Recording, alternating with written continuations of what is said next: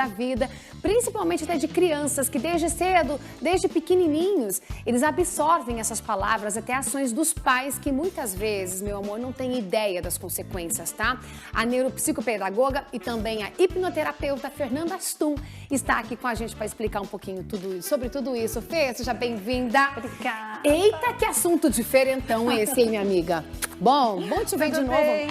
A gente fala muito sobre, pra mim, eu não sabia que isso que nós tínhamos, eu sei que nós tínhamos essas caixinhas guardadas dentro da nossa cabeça e que são as sensações que a gente vai colocando, é como se a gente fosse colocando tudo em caixinhas, é praticamente isso.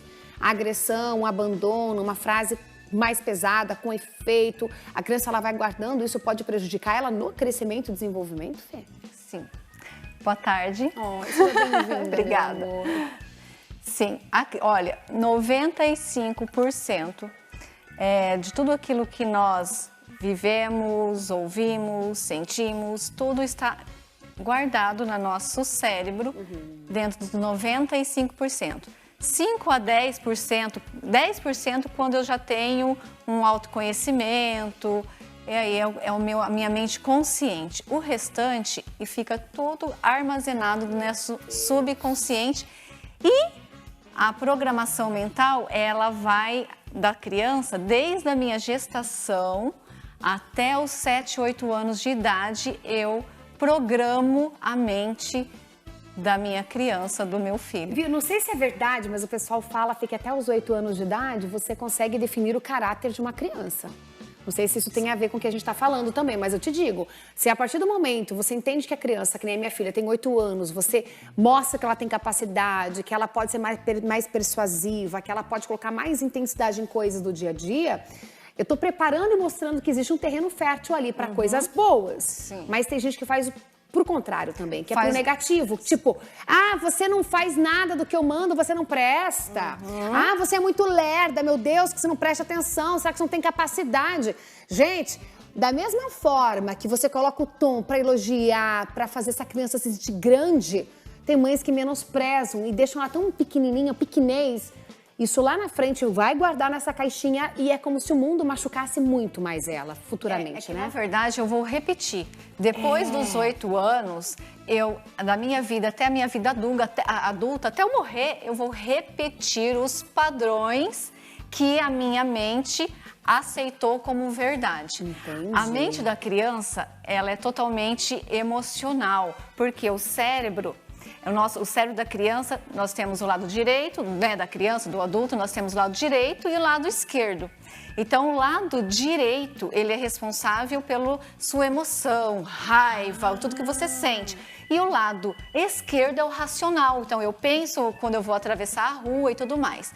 Só que a criança, quando ela está nesse desenvolvimento, ela tem o lado dela emocional, o lado direito mais aflorado. Entendi. Então, quando eu vou falar com a criança e eu quero falar racionalmente, ela não vai me obedecer, ela não vai entender e ela vai desenvolvendo as crenças. Nós temos 3 crenças. Eu quero saber quais são, Fê. As nossas 3 crenças primárias que vai interferir na nossa vida de adulta.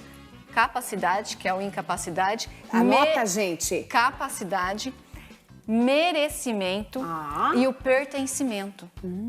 Todos nós temos essas crenças, todos nós, porque de alguma forma você ouviu quando criança que você não consegue, como que eu faço que eu não, como que eu ensino isso na criança? A gente não faz isso de propósito. Por exemplo, quando a criança, ela tem já a autonomia dela fazer algo e eu, como pai, quero proteger essa criança ou eu quero fazer mais rápido porque eu tenho uma correria. Não tem tempo de explicar ou de ensinar. Não tem tempo e aí eu não ensino ela a deixa que a mãe faz, deixa que a mãe faz. Deixa que a mãe faz, eu não dou autonomia para essa criança. E isso vai gerando incapacidade. Quando eu me torno adulto, eu não consigo fazer tal coisa, eu me sinto incapaz, eu me sinto insegura. Não tem essa proatividade, não tem. Porque ela está esperando que alguém ensine ela a fazer ou pegue para fazer para ela olhar fazendo. Exatamente. Então ela sempre tem essa insegurança, porque ela não aprendeu. Olá. Às vezes a criança, por exemplo, a criança ela tem o pertencimento. Todos nós queremos se sentir pertencido a algo. Com certeza. Então quando às vezes uma coisa muito simples que nós pais fazemos, olha, vai lá, filho, cumprimenta a avó, cumprimenta a tia. Eu insisto para a criança faça isso. Isso, a criança, ela tem o tempo dela. Sim. E isso, ela quer se sentir pertencida, a mãe, ela quer insistir, mata a força. Quer colocar lá e marra. E aí a criança, quando adulta, ela, no meio social, ela fica tensa. Travada, tensa. Porque ela tá fora do eixo dela. Quando ela tem que falar né? ao público. Então, são coisas pequenas no nosso dia a dia que eu vou fazendo. Fica enorme depois. Tem uma coisa que é da hipnose. Deixa eu ver que livro é esse. Esse livro é O Cérebro da Criança. Eu acho que todos os pais, professores, profissionais deveriam ler esse livro. Porque ele é uma linguagem clara, é uma linguagem simples, com exercícios práticos, exemplos práticos. E dizem que é bem divertido também. Muito legal e que vai explicar como o cérebro da criança funciona. Porque se a gente entende como ela funciona, eu, como pai, eu vou conseguir agir de uma forma mais clara e menos, porque o nosso dia a dia é tão corrido. Menina do céu. É tão corrido. Então, para eu pensar, eu faço isso, às vezes eu vou lá e amarro um cadarço, eu vou lá e dou comida, eu vou lá e insisto, porque é mais prático para mim, porque a gente certeza. Tem, né? E quando eu sei como que aquela criança funciona, tem uma técnica que eu quero ensinar para vocês, que é muito simples, que a gente da PNL e da hipnose chama de rapport. O quê?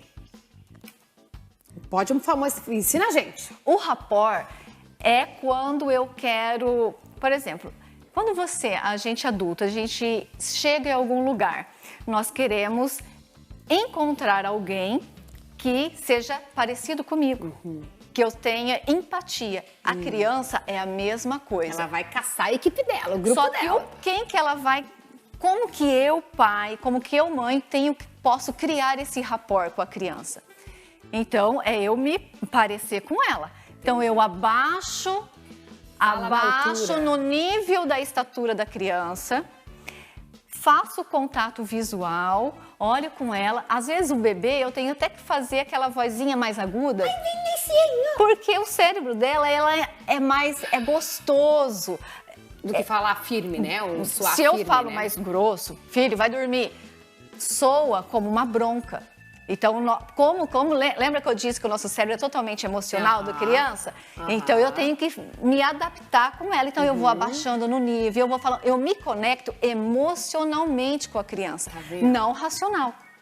Então, a hipnose, ela vai trabalhar nesse sentido. Eu tenho que eu tenho que trabalhar tudo aquilo que foi armazenado, que eu senti, ouvi, desde criança e que me interferiu no meu desenvolvimento.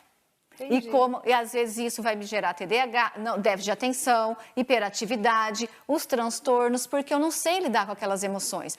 São muitas sensações. Muitas coisas. Você viu, gente? Isso a gente, na verdade, é assim. É conhecer realmente a força que tem a tua palavra, a força que tem a tua voz, mãe e pai, preste atenção. Ela vai fazer um divisor de águas na vida do seu filho. Então, pegou a ideia do que a Fê falou, vai falar com criança, fala na altura, conversa. Rapport. Vai buscar aí no Google mesmo, técnica rapport, é isso? Isso, é uma técnica de PNL, programação neurolinguística e hipnose. Mas o papai e a mamãe conseguem fazer pra bater um papo. Sem frescura, mãe, vai lá. É simples assim. E compra esse livro aqui, tá? Que é O Cérebro da Criança, tá bom? Qualquer dúvida, chama a Amanda nós aqui. Manda que a gente tira foto e manda pra vocês. Você é maravilhosa, Fezinha, me dá um beijo.